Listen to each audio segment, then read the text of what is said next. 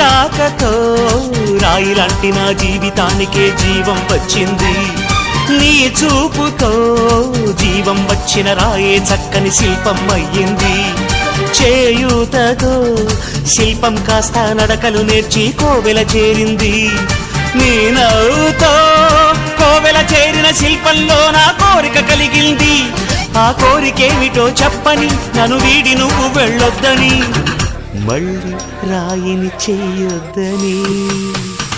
రపరప్పపారప్పారప రపరప్పపారప్ప రపరప్పపారపపారపపారపపారపపారప గమ గమ హంగామ మనమే హాయి చిరునామా, పాత బాధ గదిని ఖాళీ చేద్దామా.